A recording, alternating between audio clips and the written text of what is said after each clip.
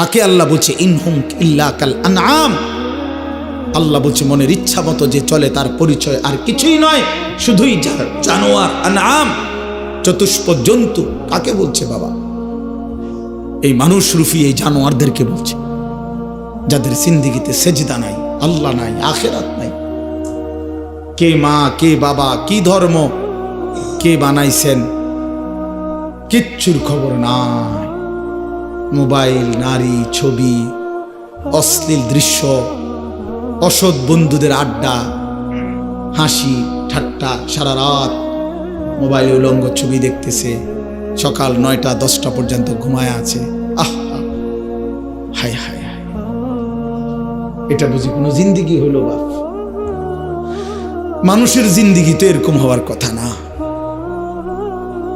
এক চতুষ্প জন্তু, এক রাস্তার কুকুরও তো এতক্ষণ ঘুমায় থাকে না।